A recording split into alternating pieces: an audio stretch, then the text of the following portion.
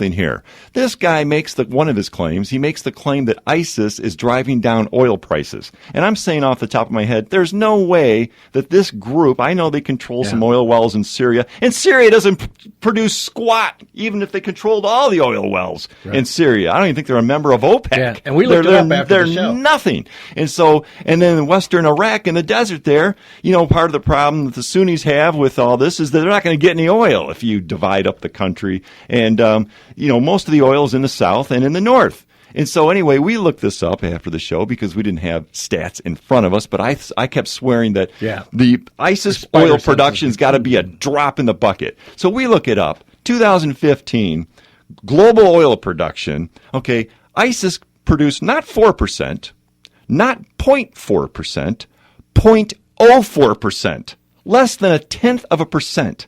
And so the claim that volume is an influence on oil prices, if anything, if ISIS has any effect on oil prices, is to drive them up. Because if they're gaining all this power and control, there's the psychological fear of, what's next? Are they going to get into Saudi Arabia and then they're going to disrupt everything? So if anything, there's an upward bias in oil prices, not downward. Well, maybe he was right because prices just went up 30 cents.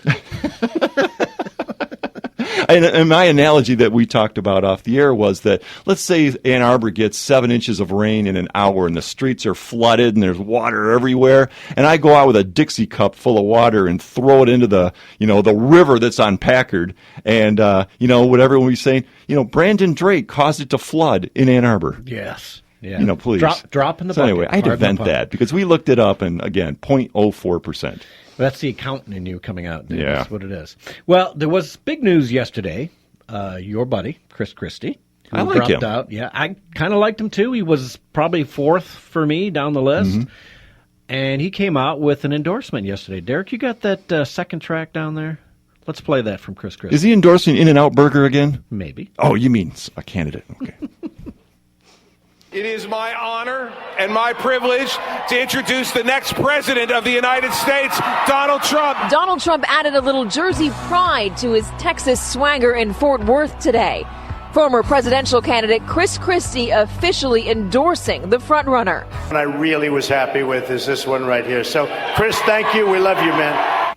All right, so that was pretty big. I can see it. Literally. I could see, yes. I could see a Chris Christie as an attorney general or something. There's something. Yeah. No, we haven't talked about it, but yes, there's obviously a place. There's a place. And when we look back But now, not VP, right? Because the demographics wouldn't work out. Yeah, 2 East Coast guys? Yeah, that wouldn't I don't work. think that would work. Yeah. Jersey, New York, no way. But I'm sure there's a place, and it's probably already been discussed. They always say, no, there's no discussion. There's no payback, whatever. But I can see that happening. Let's see what Ed from Ypsilanti is, a non-Trump guy. Ed, welcome to the show. Hey, Gary. Well, I'd feel remiss if I didn't call in. So, hey, yeah, big news. The Obama hugger endorsed Trump. That's really good. I like that. Yeah, that's great. Yeah. And you couldn't resist, could you? From New Jersey who just, barely squeaks by as a conservative. Yeah, that's good. Yeah, we're going to have to get a name for you, Ed, like Angry Tom. We're going to call you Doubting Ed or something like that. We're going to have to get. I'm sorry. I was losing on Linda's show earlier. I didn't mean to get that mad. But look, Gary, your concern is immigration. Wonderful. That's great. To me, that is not the overwhelming concern we need to have. It's SCOTUS, man. SCOTUS is like 20 years, easy, 20, 30 years. And I do not trust Trump, who'd put his sister on there, and anybody like her who will flip-flop from day to day on what you feel like doing. I think you're running with had for breakfast. Yeah, you're running with a soundbite on that sister thing, and I'm not. I'm not buying that one at all. No, I don't think he'd really appoint his sister. But I'm just saying, I don't think the guy has a conservative bone in his body that'll give him judgment to put a conservative on the bench. Ed doesn't want to go to the prom with the bad boy. He wants to go with the respectable, boring guy that's going to make something of himself. So well when the divorce comes along, or the paternity suit.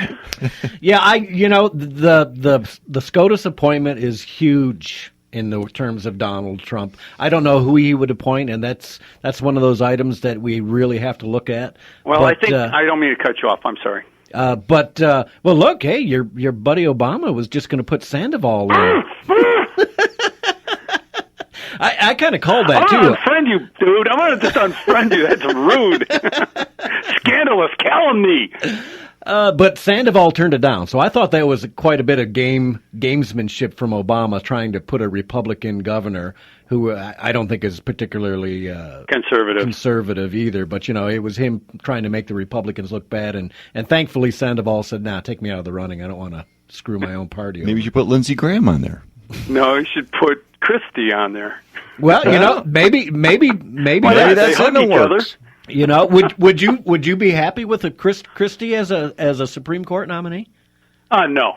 Okay. Not really. Okay, no. I'm not sure where I haven't followed Chris Christie enough to say what would be going on in that. I'm more on social issues than you are, Gary. I understand that, Yeah. and I think it's very, very heavy, and I don't. And we've gotten burned by conservative. Ronald Reagan. Look who Justice Souter. Oh my goodness. Sandra Day O'Connor. Oh no, Yeah. It takes a lot of scrutiny, and I don't think.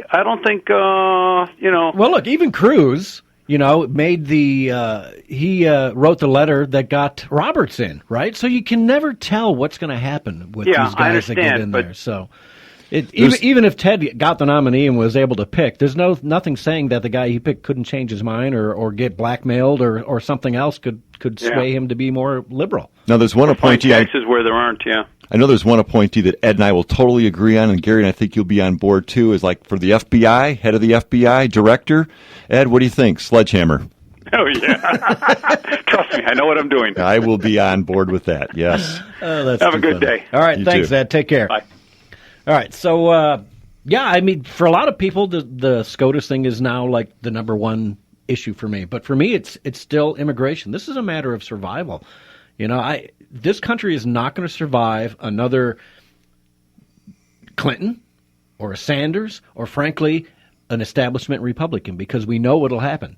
They'll talk about balancing the budget over a 10-year period. Oh, we all know yes. When you say over a 10-year period we're balancing anything, that's just kicking the can. You're never planning on balancing the budget. Never. Never. And balancing means you're going to maybe reduce spending by the amount of ISIS oil production, 0.04%. Exactly. That's right. Well, here's one of the things, Derek. Do we have time for another? No, probably not. All right, let's not do it. I was going to play China made a statement. I was going to play it for you, but we're running too close on time here. But they're a little scared of Trump, and so they came out with a statement saying, hey, United States, you better not be talking about taxing our goods and getting into a trade war. And you stay away from our man-made island in South China Sea. It's ours. All right. Well, until next week, go to the Keep your Daily... F-15 away, Uncle Sammo. Uncle Samo-san.